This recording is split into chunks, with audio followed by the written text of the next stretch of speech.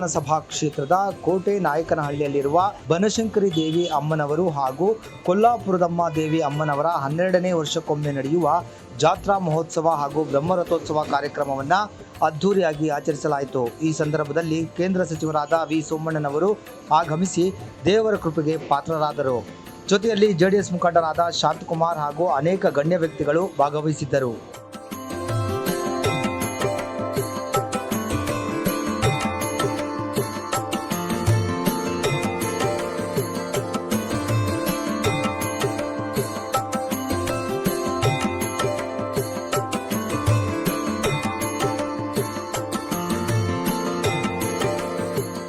ತಾಯಿ ಪ್ರತ್ಯಕ್ಷವಾಗಿ ಎಲ್ಲರಿಗೂ ಕೂಡ ಆಶೀರ್ವಾದ ಮಾಡ್ತಾ ಇದ್ದಾಳೆ.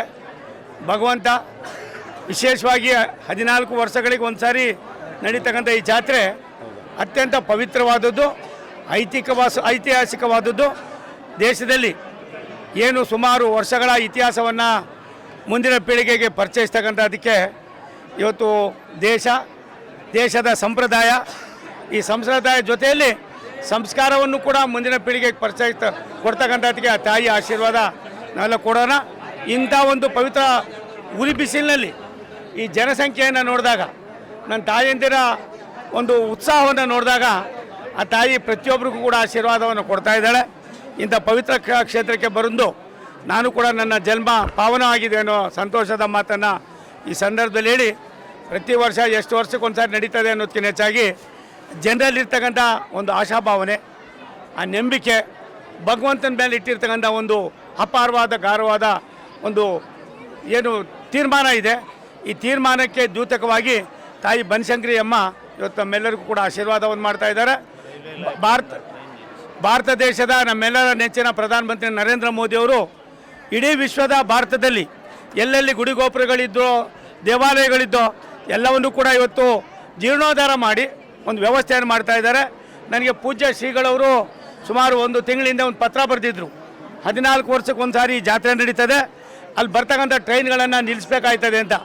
ನಾನು ಅವರ ಆದೇಶವನ್ನು ಪಾಲನೆ ಮಾಡಿ ಭಾರತ ಸರ್ಕಾರ, ಸನ್ಮಾನ್ಯ ನರೇಂದ್ರ ಮೋದಿಯವರು, ನಮ್ಮ ಮಂತ್ರಿಗಳಾದ ಅಶ್ವಿನಿ ವೈಷ್ಣವ್ ಅವರು ಇದು ಮಾಡಿದ್ದಾರೆ. ಮುಂದಿನ ದಿನಗಳಲ್ಲೂ ಕೂಡ ಇದನ್ನು ಇದೇ ರೀತಿ ಕಂಟಿನ್ಯೂ ಮಾಡೋದಕ್ಕೆ ಆ ತಾಯಿಯ ಆಶೀರ್ವಾದವನ್ನು ನಾವೆಲ್ಲರೂ ಕೂಡ ಕೋರೋಣ ಅನ್ನೋ ಮಾತನ್ನು ಹೇಳಿ, ಬಂದಿರ್ತಕ್ಕಂಥ ಎಲ್ಲ ಭಕ್ತರಿಗೆ, ತಾಯಿಯರಿಗೆ, ಅಭಿಮಾನಿಗಳಿಗೆ ದೇವರು ಅನ್ನುವ ಒಂದೇ ಒಂದು 2 ಅಕ್ಷರವನ್ನು ವಿಶ್ವಕ್ಕೆ ಪರಿಚಯ ಮಾಡ್ತಕ್ಕಂಥ ವ್ಯವಸ್ಥೆಯಲ್ಲಿ ನಿಮ್ಮೆಲ್ಲರ ದೊಡ್ಡತನವನ್ನು ನಾನು ಶ್ಲಾಘನೆ ಮಾಡ್ತೀನಿ. ಬನಶಂಕರಿ ತಾಯಿ ಎಲ್ಲರಿಗೂ ಒಳ್ಳೇದು ಮಾಡಲಿ, ಆಕೆ ಆಶೀರ್ವಾದ ಸದಾ ನಮ್ಮೆಲ್ಲರ ಮೇಲೆ ಇರಲಿ. ಒಂದು ನನಗೆ ಭಾರಿ ಆನಂದ ಆಗಿದ್ದು, ಇಂಥ ಉರಿ ಬಿಸಿಲಲ್ಲಿ ನಿಮ್ಮ ಉತ್ಸಾಹ, ನಿಮ್ಮ ಪ್ರೀತಿ ನೋಡಿದ್ರೆ ನನಗನ್ನಿಸ್ತದೆ ಆ ತಾಯಿ ಎಲ್ಲರ ಮನಸ್ಸಿನಲ್ಲೂ ಕೂಡ ಇದ್ದಾಳೆ. ಆಕೆ ಆಶೀರ್ವಾದವನ್ನು ಕೋರೋಣ. ನನಗೆ ಅಲ್ಲಿ ಒಳಗಡೆ ಹೋದಾಗ ನಾನು ತಿರುವಣ್ಣಾಮಲೆಯಲ್ಲಿ ಅರುಣಾಚಲ ಪ್ರದೇಶದ ಅರುಣಾಚಲ ದೇವಸ್ಥಾನಕ್ಕೆ ಹೋಗ್ತೀನಿ. ಅರುಣಾಚಲ ದೇವಸ್ಥಾನದಲ್ಲೂ ಕೂಡ ಹೊರಗಡೆ ಥಂಡಿ ಇರ್ತದೆ, ಒಳಗಡೆ ಹೋದರೆ ಬೆಂಕಿ ಉರಿತದೆ. ಆ ತಾಯಿಯು ಕೂಡ ಪ್ರತ್ಯಕ್ಷವಾಗಿ ಅಲ್ಲಿ ಶಾಶ್ವತವಾಗಿದ್ದಾರೆ. ಎಲ್ಲರ ಮನಸ್ಸನ್ನು ಗೆಲ್ತಕ್ಕಂಥ ಕೆಲಸವನ್ನು, ತಾಯಿ ಮನಸ್ಸನ್ನು ಗೆಲ್ತಕ್ಕಂಥ ಕೆಲಸವನ್ನು ನಾವು ನೀವೆಲ್ಲರೂ ಕೂಡ ಮಾಡೋಣ. ಭಗವಂತನ ತಾಯಿಯ ಕೃಪೆಗೆ ಪಾತ್ರ ಆಗೋಣ. ಎಲ್ಲರಿಗೂ ನಮಸ್ಕಾರ. ರೈಲ್ವೆ ಸಚಿವರಾದ ಸೋಮಣ್ಣವರು ನಮ್ಮ ಒಂದು ಜಾತ್ರಾ ಕಾರ್ಯಕ್ರಮಕ್ಕೆ ಬಂದು ನಮಗೆ ಭಾಳ ಒಂದು ರೈಲ್ವೆ ಇದನ್ನೆಲ್ಲ ನಿಲ್ಲಿಸಿ ಅನುಕೂಲ ಮಾಡಿಕೊಟ್ಟಿದ್ದಾರೆ. ಅವರು ಇದೇ ರೀತಿ ಅವರು ಜನಪ್ರಿಯ ನಾಯಕರು. ಇದೇ ರೀತಿ ಹಿಂಗೆ ಜನಸೇವೆ ಮಾಡಿಕೊಂಡು ನಮ್ಮ ಬನಶಂಕರಮ್ಮ ತಾಯಿ ಬನಶಂಕರಮ್ಮ ಅವ್ರಿಗೆ ಮುಂದಿನ ದಿನಗಳಲ್ಲಿ ಮುಖ್ಯಮಂತ್ರಿ ಆಗೋ ಒಂದು ಅವಕಾಶ ಆಶೀರ್ವಾದ ಮಾಡಲಿ ಅಂತ ನಾನು ಈ ಮೂಲಕ ಕೇಳ್ಕೊತಾ ಇದ್ದೀವಿ. ಇದು ನನ್ನ ಕರ್ತವ್ಯ. ಇನ್ನೂ ಸಾಕಷ್ಟು ಕೆಲಸಗಳು ಮಾಡೋದಿದೆ.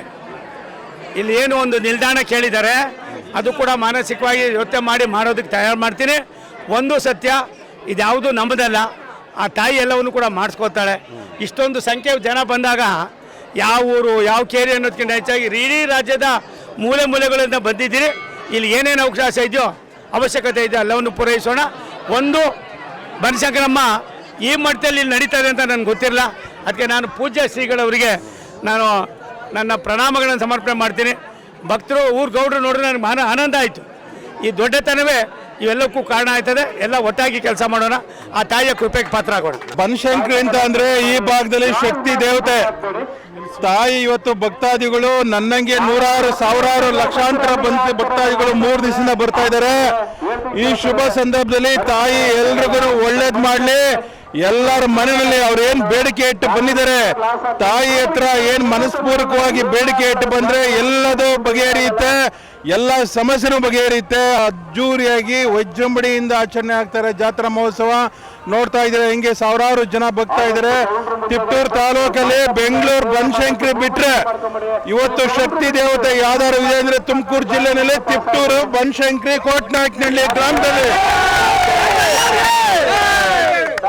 ತಾಯಿಯ ಭಕ್ತಾದಿಗಳು ಎಲ್ಲ ಶರಣಾಗ್ತಾರೆ. ತಾಯಿಯ ಎಲ್ಲ ಕರ್ಮಗಳು ನಿವಾರಿಸಿ ಅವರ ಏನೆಲ್ಲ ಸಂಕಲ್ಪಗಳು ಇರ್ತವೆ, ಸಂಕಲ್ಪಕ್ಕೆ ಒಳ್ಳೇದಾಗೋದಕ್ಕೆ, ಒಳ್ಳೇದು ಮಾಡೋದಕ್ಕೆ ಇವತ್ತು ನಾನು ಸಂಕಲ್ಪ ಇಟ್ಕೊಂಡ್ಬಂದಿದ್ದೀನಿ. ಮುಂದಿನ ಸರಿ MLA ಆಗಲೇಬೇಕು ಅಂತ ತಾಯಿ ಶಕ್ತಿ ನಮ್ಮ ಮೇಲೆ ಕರುಣಿಸ್ತಾರೆ ಅಂತ ಒಂದು ಭರವಸೆ ಇದೆ. ತಾಯಿ ನಮ್ಮೆಲ್ಲರಿಗೂ ಶುಭ ಸಂದರ್ಭದಲ್ಲಿ ಬೇಡ್ಕೊಂಡಿದ್ದೀನಿ. ಎಲ್ರಿಗೂ ಒಳ್ಳೇದಾಗ್ಲಿ. ನಮ್ಮೆಲ್ಲ ಭಕ್ತಾದಿಗಳು ಇವತ್ತು ಏನೆಲ್ಲ ಬೆಂಗಳೂರಿಂದ ಎಲ್ಲ ಬಂದಿದ್ದಾರೆ, ತಾಯಿ ಎಲ್ರಿಗೂ ಒಳ್ಳೇದು ಮಾಡಲಿ ಅಂತ ಈ ಒಂದು ಸಂದರ್ಭದಲ್ಲಿ ತಾಯಿಯಲ್ಲಿ ಮತ್ತೊಮ್ಮೆ ನಾನು ಪ್ರಾರ್ಥಿಸಿ, ಶಾಂತಣ್ಣ ಇವತ್ತಲ್ಲ ತಾಲೂಕಿಗೆ ಬಂದಿರೋದು. ನಾನು ಇದೇ ಊರನ್ನು, ಇದೇ ಗ್ರಾಮದನು, ಇದೇ ತಾಲೂಕನ್ನು 15 ವರ್ಷದಿಂದ ಏನು ಬರಗಾಲದಲ್ಲಿ ನೀರು ಕೊಡೋಕೆ ಶುರು ಮಾಡಿದೆ, ನಿರಂತರವಾಗಿ ಹೆಜ್ಜೆ ಹಾಕಿದ್ದೀನಿ. ಬಡವರಿಗಾಗಿ, ಕಾರ್ಮಿಕರಿಗಾಗಿ, ನಮ್ಮ ಈ ಒಂದು ದೇವಾಂಗ ಸಮುದಾಯದ ಸಮಸ್ಯೆಗಳಿಗಾಗಿ, ರೈತರಿಗಾಗಿ ಮುಂದಿನ ದಿವಸದಲ್ಲಿ ಈ ಹೋರಾಟ ಮುಂದುವರಿಯುತ್ತೆ. ಶಾಂತಣ್ಣ ಮುಂದೆ MLA ಆಗೋ ತನಕನೂ ಶುಭ ದಿನ ಹೇಳ್ತಾ ಇದ್ದೀನಿ. ಇನ್ನು ದೊಡ್ಡ ಮಟ್ಟದಲ್ಲಿ ಹೋರಾಟ ಮಾಡ್ತೀನಿ. ನಮ್ದು ಏಕೈಕ ಉದ್ದೇಶ ಜನರ ಸೇವೆ ಅಷ್ಟೇ. 12 ವರ್ಷಗಳಿಗೊಮ್ಮೆ ನಡೆಯುವ ಶ್ರೀ ಬನಶಂಕರಿ ಮತ್ತು ಕೊಲ್ಲಾಪುರದಮ್ಮನವರ ಜಾತ್ರಾ ಮಹೋತ್ಸವ 2026ರಂದು ನಡೀತಾ ಇದೆ. ಇಂದು ಬ್ರಹ್ಮರಥೋತ್ಸವ ಇದೆ. ಮೊದಲನೇ ದಿನ ಧ್ವಜಾರೋಹಣ, 2ನೇ ದಿನ ಕೆಂಡೋತ್ಸವ, 3ನೇ ದಿನ ಪಲ್ಲಕ್ಕಿ ಉತ್ಸವ, 4ನೇ ದಿನ ಬ್ರಹ್ಮರಥೋತ್ಸವ, 5ನೇ ದಿನ ಶಸ್ತ್ರ ಮಂಗಳಾರತಿ ಮತ್ತು ಓಕಳಿ ಉತ್ಸವ, ಬಲಿಶಾಂತಿ, ಕೊಲ್ಲಾಪುರದಮ್ಮನವರಿಗೆ ಬಲಿಶಾಂತಿ ನಡೆಯುತ್ತದೆ. ಇದು ಈ ಅಮ್ಮನವರ ವಿಶೇಷ ಏನಪ್ಪ ಅಂದರೆ, ಏನೇ ಒಂದು ಕುಂದು ಕೊರತೆ ಇದ್ದರೂ ಒಂದು ಹರಕೆ ಏನಪ್ಪ ಅಂದರೆ ಒಂದು ಸೀರೆ, ಮಡ್ಲಕ್ಕಿ ಈ ಅಮ್ಮನಿಗೆ ಬಲು ಇಷ್ಟ. ಮತ್ತೆ ಈ ಗ್ರಾಮದಲ್ಲಿ ನಡೀತಿರುವ ವೀರಮಗ ಮತ್ತು ಗೊರವಯ್ಯನವರ ಮುತ್ತೈದೆಯರ ಕೆಲಸ ಅಂತ ವಿಶೇಷವಾಗಿ ನಡೆಸ್ಕೊಂಬಂದಿದ್ದಾರೆ. ಮುಂದೆ ಆ ಕಾಲದಲ್ವ ಇದು ಈಗಲೂ ನಡೀತಾ ಬಂದಿದೆ. ದೇವಿಯ ಇತಿಹಾಸ ಅಂತ ನೋಡೋಕೆ ಬಂದರೆ ಈಗ 2036ನೇ ಇಸ್ವಿ ಬಂದು 1000 ವರ್ಷ ತುಂಬುತ್ತೆ. ಈ ಒಂದು ಪುರಾತನ ಹೊಯ್ಸಳರ ಕಾಲದಿಂದಲೂ ಇದು ನಡೀತಾ ಬಂದಿದೆ. ಇದು 5 ಅಡಿ ಏಕಶಿಲಾ ಒಂದೇ ಇದು ವಿಗ್ರಹ ಇದೆ.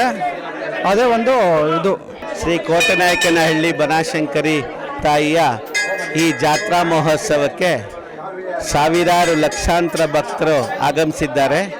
ತಾಯಿ ಎಲ್ಲ ಭಕ್ತರಿಗೂ ಸಹ, ಎಲ್ಲ ಇಲ್ಲಿನ ಭಕ್ತರಿಗೂ ಸಹ ಆಯುರಾರೋಗ್ಯ, ಐಶ್ವರ್ಯ ಮತ್ತು ಸುಖದ ಜೀವನವನ್ನು ಕೊಡಲಿ ಅಂತ ದೇವರಲ್ಲಿ ಪ್ರಾರ್ಥಿಸ್ತಾ, ಕೋಟನಾಯಕನಹಳ್ಳಿ ಬನಶಂಕರಿ ತಾಯಿನ ನಾನು ಚಿಕ್ಕ ವಯಸ್ಸಿನಿಂದಲೂ ಬಂದು ಕೈ ಮುಗಿತಾ ಇದ್ದೀನಿ. ನಾನು ಪಕ್ಕದ ಚಿಕ್ಕನಾಯಕನಹಳ್ಳಿಯವನು. ನಾನು ರಮೇಶ್ ಅಂತ ನನ್ನ ಹೆಸರು. ಈಗ ನಾನು ಬೆಂಗಳೂರಲ್ಲಿ ವಾಸ ಇದ್ದೀನಿ. ತಾಯಿ ಶಕ್ತಿ ಎಷ್ಟಿದೆ ಅಂದರೆ, ಆ ಹುಣ್ಣಿಮೆ ಪೂಜೆಗಳಿಗೆ ಮತ್ತು ಪ್ರತಿದಿನದ ಪೂಜೆಗಳಿಗೆ ಆಗಾಗ ಅವಳು ಸೇವೆ ಮಾಡಿದವರಿಗೆ ಮಾತ್ರ ಗೊತ್ತಿರುತ್ತೆ.